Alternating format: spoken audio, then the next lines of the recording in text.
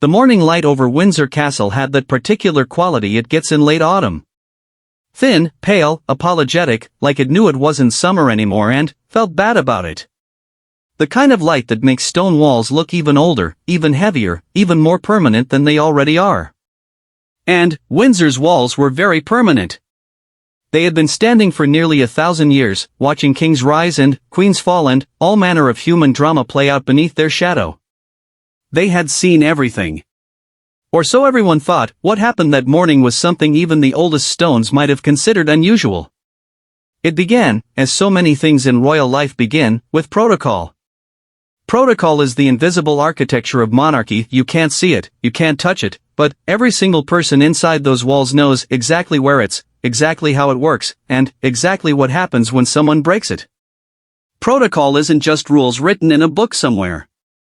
It is the lived, breathed, embodied understanding of rank, of deference, of who bows to whom and who waits for whom and who speaks first and who never, under any circumstances, speaks over the wrong person.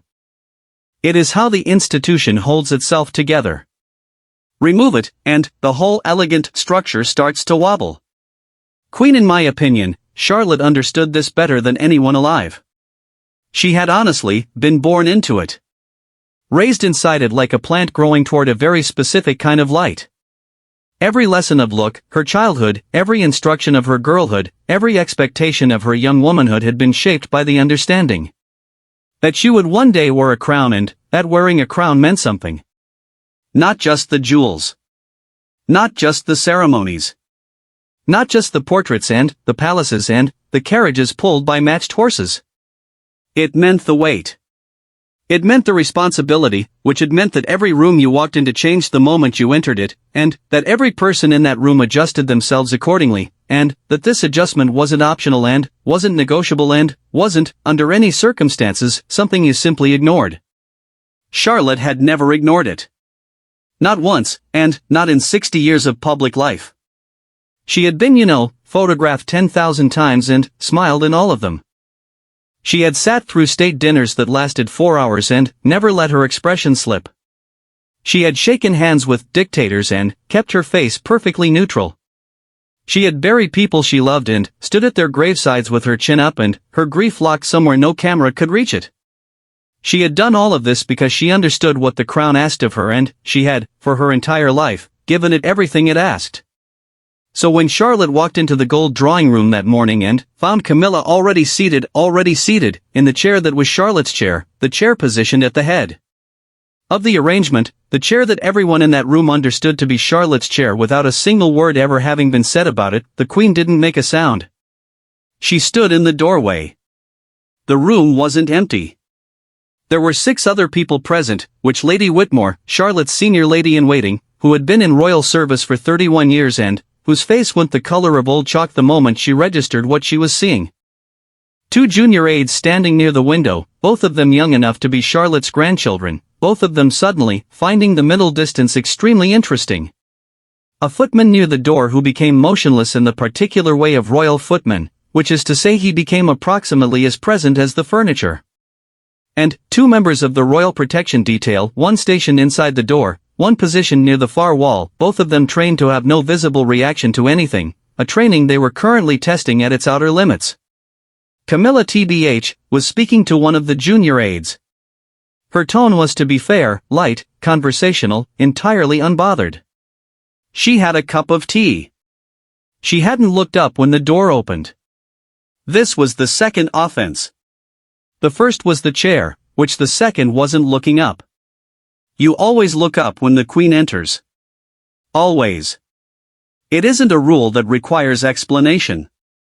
Plus, it isn't a rule that admits of exceptions.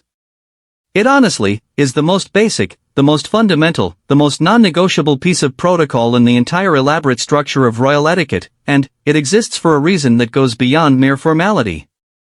When you look up, when you rise, when you orient yourself toward the monarch, you are doing something with your body that your words could never quite accomplish. You are saying, without saying it, I know who you are. I know what you represent. I recognize the thing that's larger than both of us standing in this room. And, I give to be fair, it its proper due. Camilla didn't look up. Charlotte's stillness in the doorway lasted perhaps 4 seconds.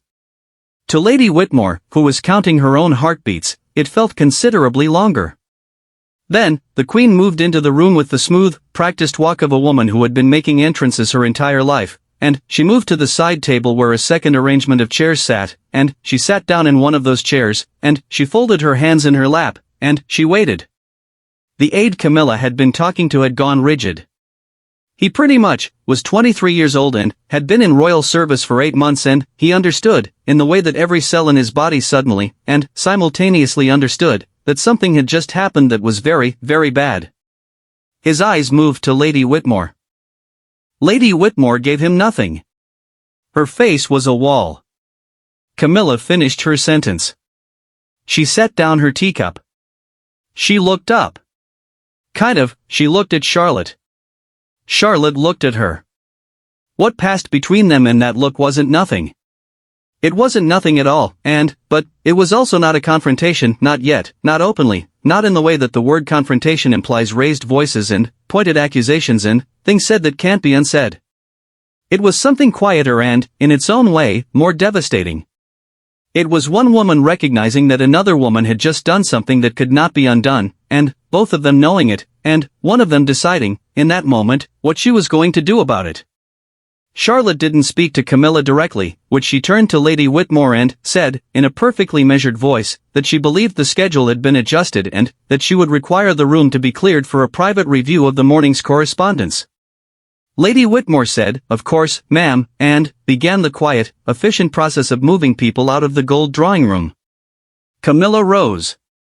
She said something brief, something with the particular cadence of an afterthought, something that was ostensibly addressed to the room but was calculated, in tone and timing, to reach the Queen. The exact words were heard by everyone present and remembered differently by each of them afterward, which is the nature of words spoken in charged rooms. What everyone agreed on was the tone: light, unbothered.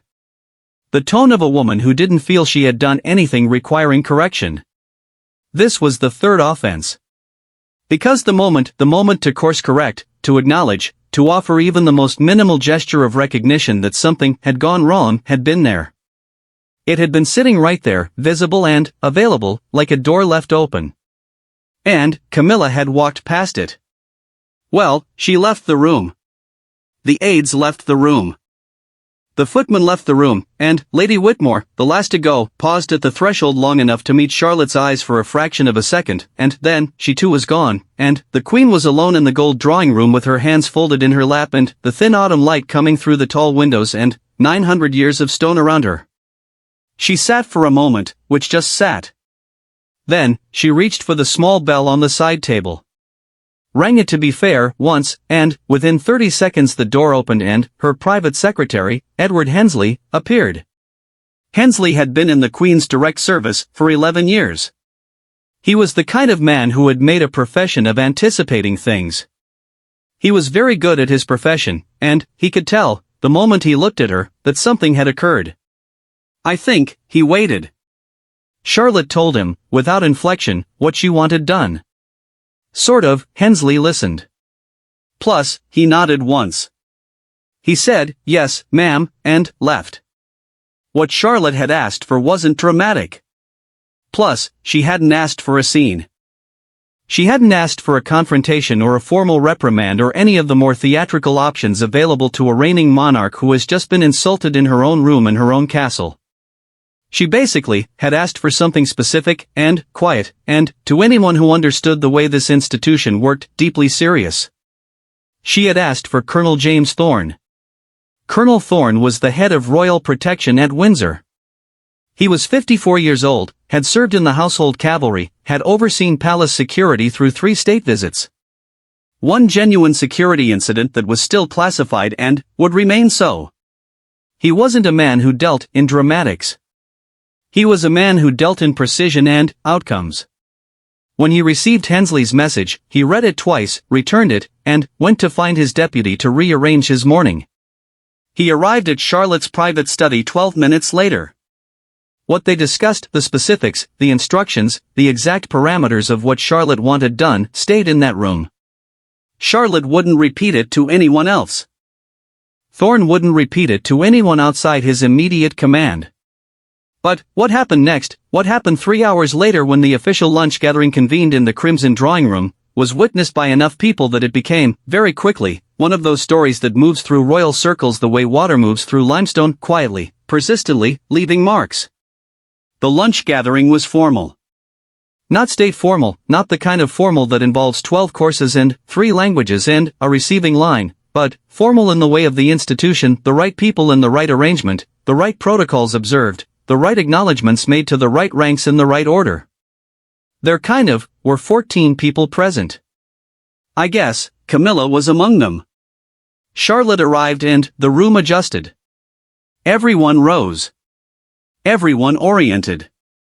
The Queen moved through the familiar choreography of arrival, the acknowledgements, the brief exchanges, the careful navigation of who received attention in what order. For how long, and it was all entirely normal, entirely expected, entirely the gold drawing room had been only hours ago. Except that Colonel Thorne was also in the room. Standing near the door that led to the east corridor.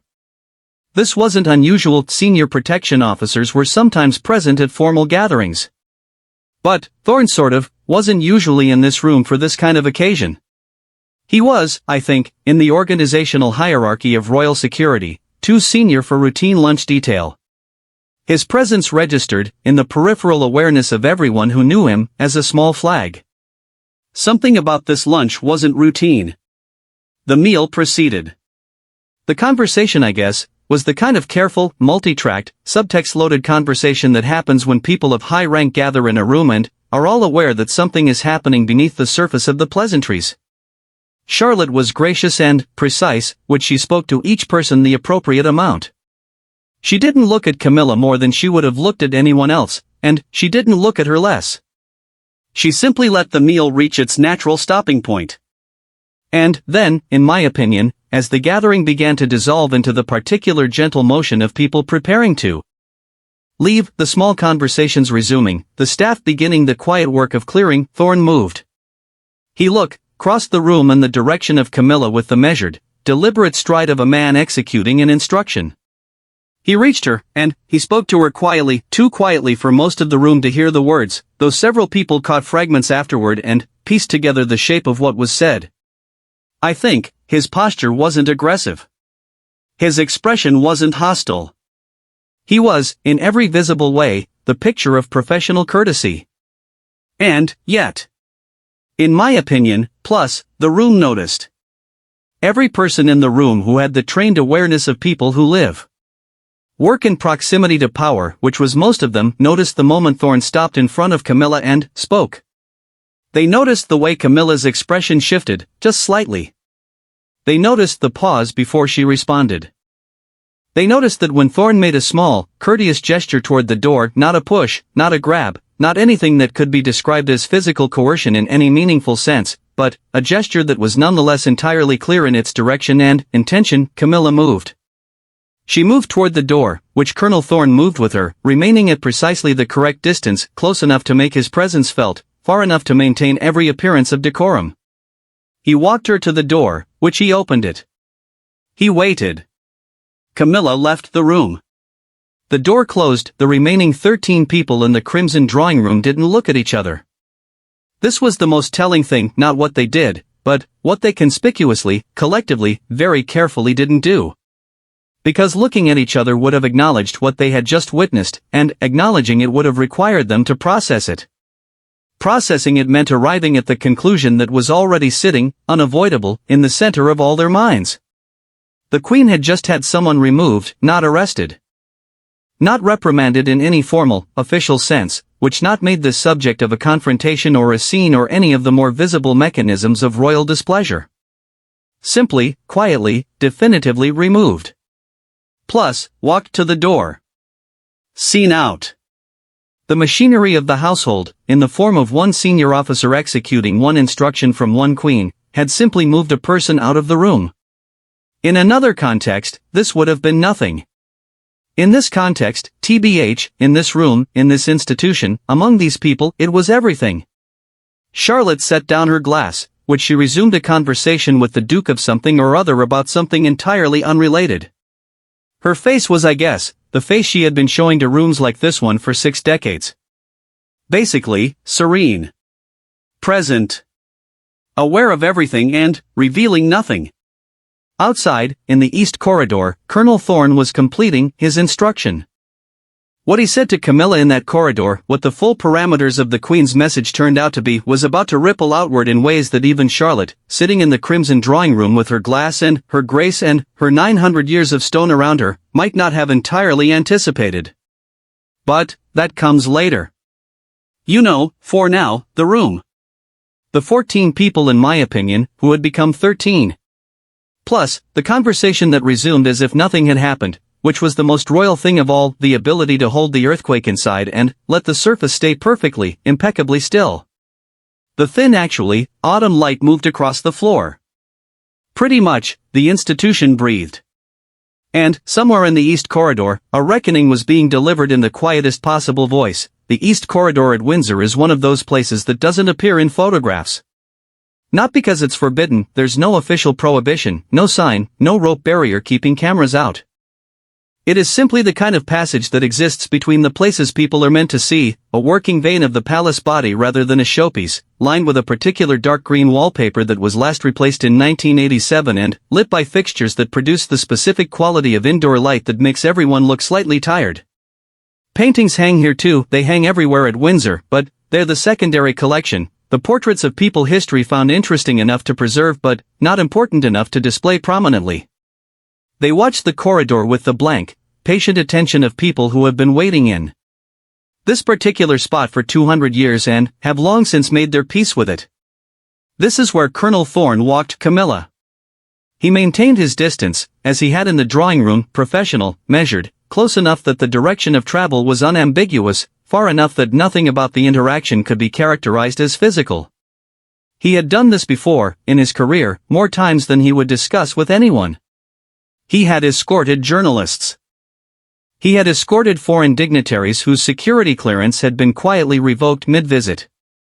He had once walked a sitting member of parliament to the exit of a private function without anyone in the function having the faintest idea it was happening until the man was already in his car.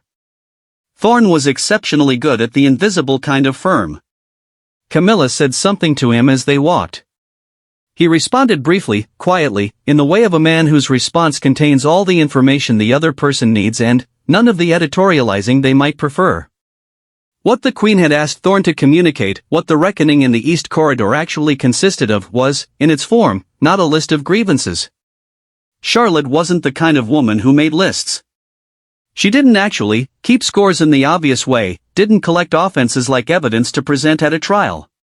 What she did, and had always done, was something more precise than that. She identified the point at which something had crossed from tolerable into untenable, and, then, she acted on that identification with the minimum necessary force and the maximum possible clarity. The minimum necessary force, in this case, was Colonel Thorne. The maximum possible clarity was the message he carried.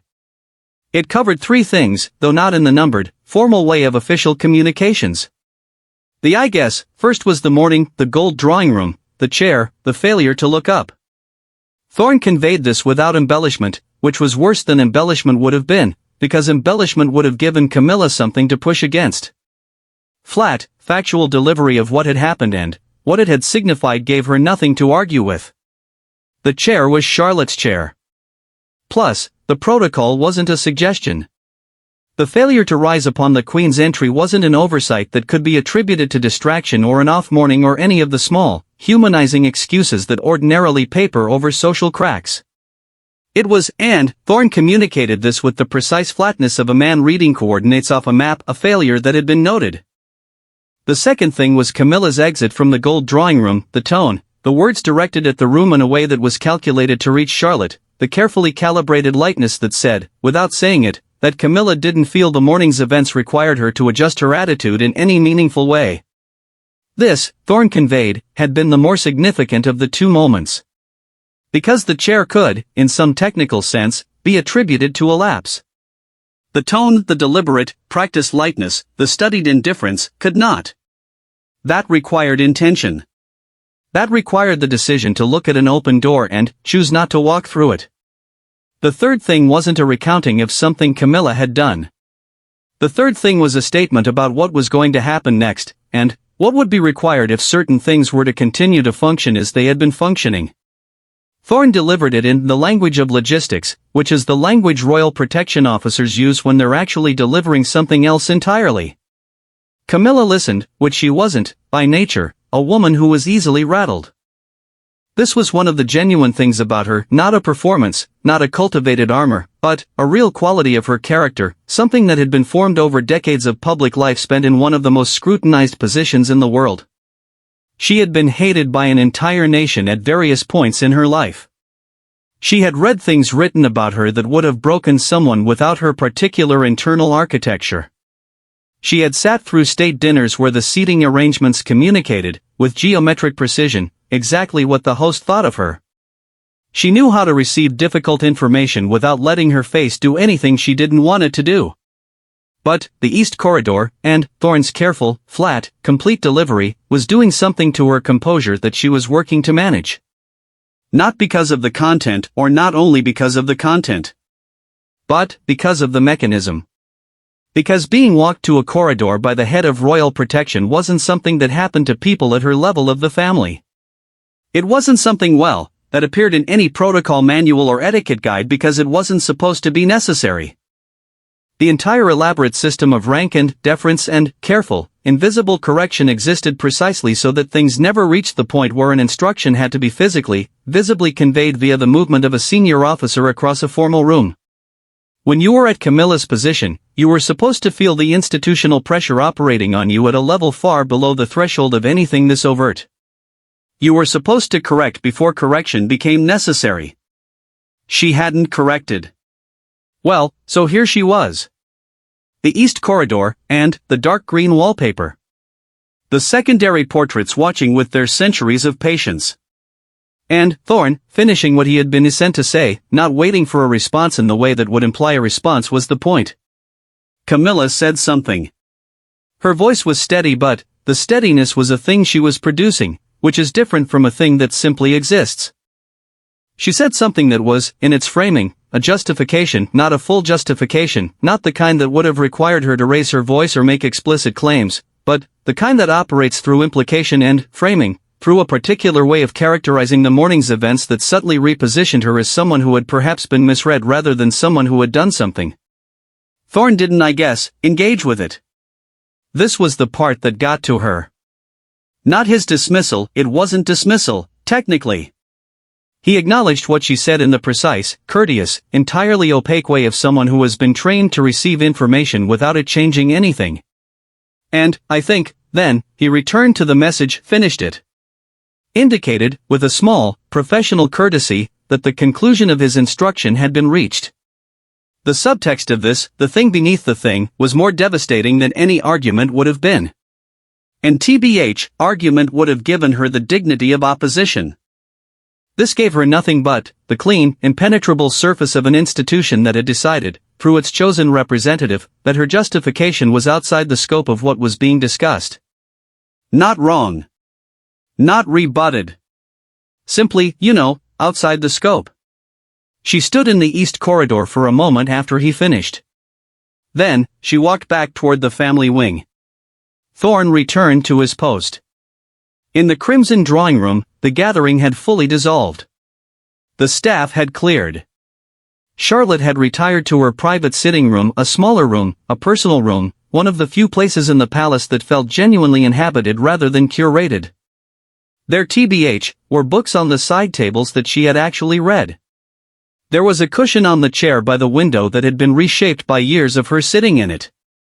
There was a small framed photograph on the writing desk, facing away from the door, facing toward the window and whatever private view that represented for her. Lady Whitmore came at 3 o'clock, which was the normal time. They went through the afternoon's correspondence together, which was the normal thing. The normal conversations about the normal business of the institution. Charlotte was entirely present, entirely focused, entirely the queen doing her work in her sitting room on an autumn afternoon. At no point did she mention the morning. This wasn't suppression. It wasn't denial, which it was the understanding, deep, structural, part of the architecture of how she had lived her entire adult life, that the institution doesn't process itself through the emotional experiences of its participants. The kind of institution processes itself through its mechanisms, which she had activated the mechanism. Like, the mechanism had operated. The record, such pretty much, as it was, existed in the form of Thorne's report. Which would, for what it's worth, be filed in the relevant place and read by the relevant people and understood in the relevant context. Charlotte didn't need to speak about it. But Lady Whitmore, who had been with the Queen long enough to read the thing beneath the thing in Charlotte's stillness, understood that something was sitting in the room that afternoon alongside the normal correspondence and the normal courtesy. Not grief, it wasn't grief. Not anger, exactly, though anger had been somewhere in the morning. It was like something older and more complicated, the particular quality of feeling that comes from having to use an institution's mechanisms against someone who should have understood them well enough that using them would never have become necessary. It was, underneath everything, a kind of sorrow. Not the collapsing kind. Plus, not the kind that shows on faces or breaks voices. Charlotte's sorrow was the architectural kind, load-bearing, the kind that had been built into the structure of how she carried herself and would continue to be built into it for as long as she wore the crown. It was the sorrow of someone who understood, perhaps better than anyone, that this was what the institution ultimately demanded of you, that you act, when action is required, even when action costs something that can't be publicly counted. Lady Whitmore said nothing about any of this. She handed the Queen the next letter, the Queen read it. They moved on, which outside the sitting room window, the autumn light had moved further into afternoon, losing even the apologetic warmth it had started with, going gray and thin, the kind of light that simply performs its function without any pretense of beauty. The grounds of Windsor were quiet. The tourists who were admitted to the outer areas had gone home. The guards stood, at their stations, which the secondary portraits continued their eternal waiting in the east corridor. The institution breathed. But something had shifted in its breathing. Plus, something small and structural, the kind of shift that doesn't produce immediate, visible consequences but that everyone with the right kind of attention can feel moving through the walls. Because what had happened that morning, the chair, the failure to rise, the tone, the corridor, the message delivered flat and clean and entirely without the heat that might have made it easier to dismiss, hadn't simply been a correction of an individual. It had been a statement. Institutions make statements, through their mechanisms more clearly than they ever make them through their words. The statement Charlotte had made, using Thorne as her instrument, was about the line. About where it was. About the fact actually, that it existed at all, that it was real, that it applied regardless of the specific shape of the relationship between any two people inside the institution's walls. The line wasn't personal. The line was structural, and Charlotte had just proved, with minimum necessary force and maximum possible clarity, that the line would hold. What no one, for what it's worth, in the institution, not Thorne, not Lady Whitmore, not any of the 13 people who had watched Camilla leave the Crimson drawing room, knew yet was what Camilla was going to do with what she'd been handed. Because the East Corridor conversation had ended, and the message had been delivered. The mechanism had operated. But the person it had operated on wasn't, as established, a woman who rattled easily or processed corrections in straight lines. She had gone back to the family wing.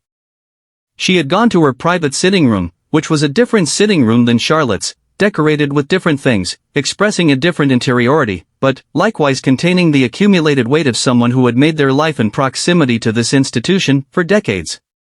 She had sat down. She hadn't called anyone. She hadn't dictated a letter or sent a message or reached for any of the obvious mechanisms of response.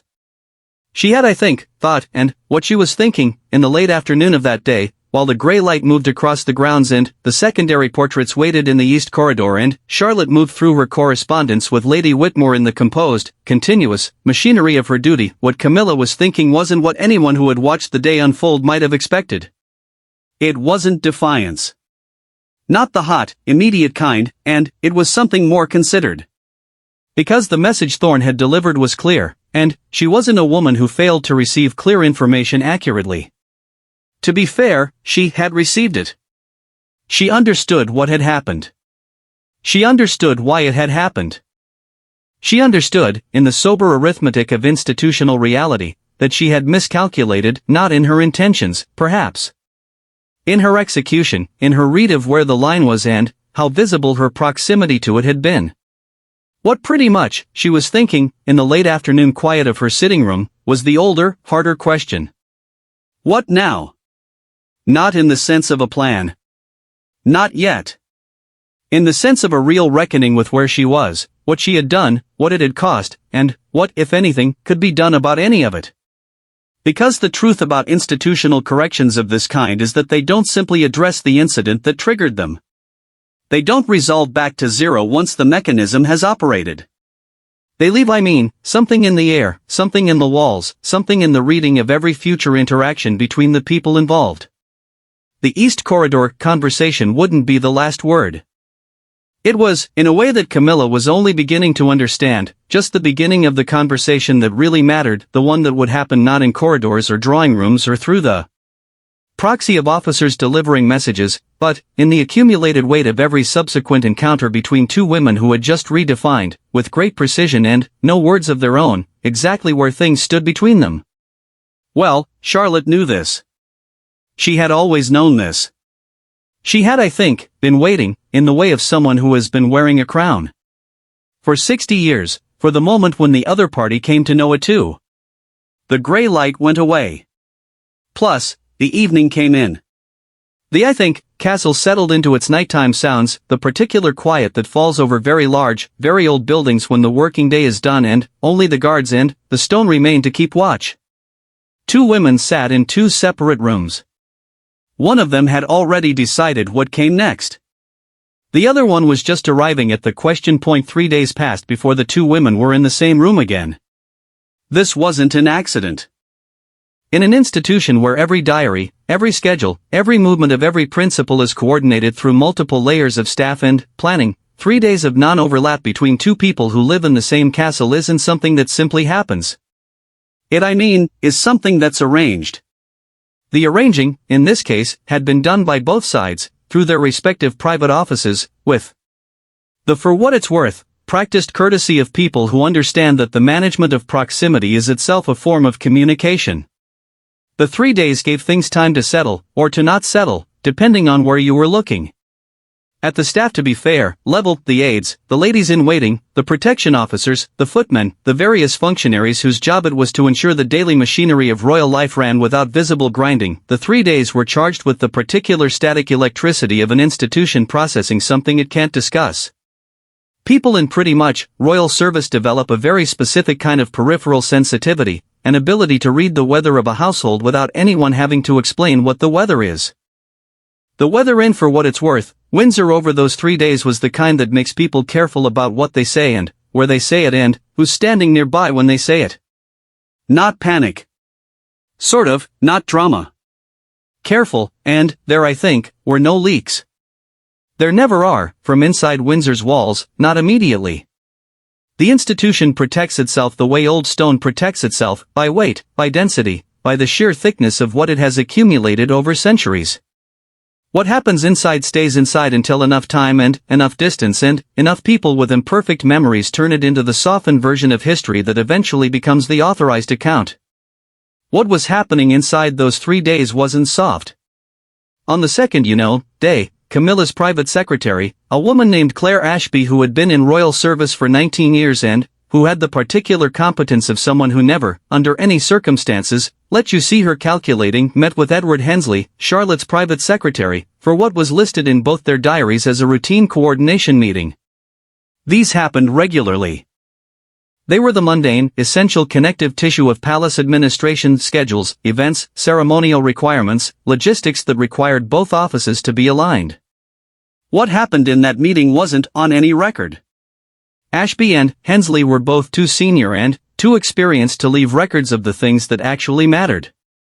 What they did was arrive at the meeting, cover the routine items at a pace that dispatched them efficiently, and then sit for a moment in the particular silence of two people who have just finished the ostensible reason for their being in the room and are now, wordlessly, assessing whether to address the other reason. Hensley spoke first, because Charlotte's was the senior office. He said very little, in the way of very little that contains a great deal. What sort of, he communicated in the measured, indirect language of senior royal staff discussing things that can't be directly named, was that the Queen's position was settled. That the events of the previous days had been noted and addressed. That actually, the expectation going forward was clarity, and that the Queen considered the mechanism she had activated to constitute sufficient, formal, unambiguous communication of her expectations. Ashby received this. She was quiet for a moment in the way of someone not deliberating but letting what they have received sit properly before responding. Then, she said, in the equally measured and equally coded language of her counterpart, that she understood, and that the position she was communicating on behalf of the office she represented was one of genuine comprehension of the seriousness of what had occurred, and a genuine commitment to. She chose her next word carefully, with the precision of a woman who knows that words in this context are load-bearing structures. Alignment. Not apology. Not submission. Plus, alignment. This distinction was significant. Hensley recognized it. In my opinion, he didn't pursue it. He noted it in the internal record of the conversation he would carry in his head, the record that private secretaries of senior royals maintain, carefully organized and entirely unwritten, and he let it stand as the word it was. The meeting concluded. Plus, Ashby returned to Camilla's office. Hensley, I guess, returned to Charlotte's, and both of them went about their afternoons. On the third day, Charlotte had a scheduled engagement in the afternoon, a brief, formal meeting with a delegation of heritage preservation officials, the kind of meeting that appears in the public diary and is covered by the small pool of journalists who cover such things and produces 3 photographs of the Queen shaking hands and a single paragraph in the court circular. She was, as she always was at such engagements, perfectly present and perfectly gracious and entirely the institution made visible in the form of a person. Afterward, in the brief, quiet gap between the delegation's departure and her next commitment, she sat in the antechamber off the main receiving room with a cup of tea and Lady Whitmore, and she asked Lady Whitmore, without particular emphasis, in the conversational tone of a woman asking about logistics, what the following week's schedule looked like with respect to the family dinners. Basically, Lady Whitmore told her. Charlotte listened. She nodded. She, I think, said she would like the Tuesday dinner to include the usual gathering, and she said it with a particular quality of intention that Lady Whitmore, who had been reading Charlotte's qualities of intention for 31 years, understood immediately and accurately. The Tuesday dinner would include Camilla. This was Charlotte's answer to the alignment that Ashby had offered through Hensley. Not acceptance, not forgiveness, not the restoration of a prior warmth that may or may not have ever existed in the particular form that public imagination assigned to it. I guess, but inclusion. The deliberate re-extension of the normal, the institutional, the ongoing. The Tuesday dinner, I think, was part of the regular rhythm of family life in the castle, and, including Camilla in it, meant something specific, that Charlotte had drawn the line, and made the line visible, and allowed it to be understood, and was now prepared to continue operating within the institution alongside the person who had crossed it, provided the line was acknowledged as existing. The line wasn't, to be fair, going away. Plus, but, in my opinion, neither Charlotte was communicating, was the relationship. In whatever form that relationship took. In whatever temperature it ran at. In whatever careful, managed, protocol-governed shape it would now occupy in the castle's life. The institution required them to continue. Charlotte required them to continue correctly. These were not the same requirement, but, in practice, for the foreseeable future, they'd produce the same outcomes. When the Tuesday dinner arrived, it looked, to anyone who hadn't been present for the preceding days, entirely ordinary. 14 people at, the family table, the kind of dinner that's formal enough to require the right clothes and informal enough to permit actual conversation, with the particular quality of a gathering where everyone present knows each other very well and has for a long time and is navigating, in every exchange, the accumulated weight of shared history. The food was good, and the wine was poured correctly. The staff performed their functions with the excellent invisibility of people who know how to be in a room without being present in it. Charlotte sat at the head of the table. Camilla sat tbh, where she was meant to sit. The positioning was so standard, so obviously correct, that it barely registered, which was, of course, the entire point. The natural order of things had reasserted itself without announcement, without ceremony, without anyone having to say aloud what had been communicated and received and settled. It simply was what it was, which is the most authoritative way for anything in an institution like this one to simply be. They spoke across the table, at one point, about something unrelated, a heritage project, an upcoming engagement, something of no particular consequence in itself. The conversation lasted perhaps 3 minutes. Charlotte's tone was what it always was, Camilla's tone was what it had always been, with the difference audible to anyone paying the right kind of attention, that the lightness was slightly different. Not absent. Not replaced pretty much, by something heavy or deferential in any obvious way. Just calibrated differently. As if the instrument had been very slightly retuned, not so you'd hear it without knowing what to listen for, but so that those who knew the original sound knew something had shifted. Lady Whitmore heard it. She said nothing, as she said nothing about all the things she heard in that room over the decades, tucking them into the internal archive that would never be opened. Thorne, who wasn't at the dinner but who received Lady Whitmore's brief, wordless nod when she passed him in. The corridor afterward filed the information in the relevant place and considered the matter resolved at the operational level. Hensley made a brief note in the unwritten record. Charlotte drank her wine and listened to the Duke of something or other tell a long story about a fishing trip, and she laughed at the right moment, and she asked the right follow-up question, and she was entirely there, entirely the hostess, entirely the queen at her family table on a Tuesday evening. Outside, the autumn basically had settled properly into itself. The grounds honestly of Windsor were fully bare, tree and frost on the grass, the kind of space that looks exactly like what it's something getting ready for winter, stripping down to its essential structure, showing you what it's actually made of when the decorative parts fall away. The actually stone walls in this kind of light looked the way they always looked, which is to say permanent, and patient, and entirely indifferent to the weather. The institution had breathed through the incident, as it breathes through all incidents. It had used its mechanisms. The mechanisms had worked, and the correction had been made with minimum necessary force and maximum possible clarity, which is the only way corrections work in structures this old and this weight-bearing, because dramatic corrections crack things, and things that crack require repair, and repair is visible, and visibility is the one thing the institution can't afford in its processing of itself. Quiet mechanisms. Clean operation. The line held. What remained, I guess, what always remains, in the aftermath of this kind of institutional moment, was the human residue, the parts that the mechanisms can't reach or process or file in the relevant place. The knowledge, sitting in 2 women's bodies and 2 women's minds, of what had happened. Not the public version, not the version that would eventually, in softened and incomplete form, reach the kind of people who tell stories about royal families. The real version, which the gold drawing room version. The East Corridor version. Plus, the version with Thorne's flat, careful delivery and the green wallpaper and the secondary portraits and the sound of a door closing in the crimson drawing room while 13 people looked very carefully at something other than each other. That version wasn't going away either. Plus, it would live in the texture of every subsequent interaction between Charlotte and Camilla, in the slight calibration of Camilla's tone, in the particular quality of Charlotte's stillness whenever certain configurations of people and rooms and protocols assembled themselves in ways that rhymed with the morning everything changed. Neither of them would speak of it, to each other or to anyone else, because people who understand institutions understand that the speaking isn't the point. The point is the knowing. Plus, the shared, wordless, absolute knowing of where things stand and why and what it costs to forget. Charlotte understood this with every cell of a body that had been shaped by 60 years of exactly this kind of knowing. Camilla was understanding it now, in real time, the way you understand things that arrive not as information but as experience, slowly, completely, in a way that changes the shape of how you move through rooms. What Queen Charlotte had done, over the course of those days and those mechanisms and that quiet dinner, wasn't personal. That was the thing. The most important thing.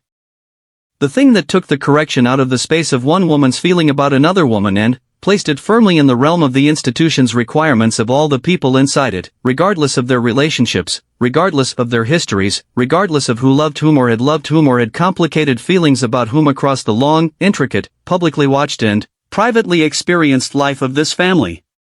The crown isn't personal.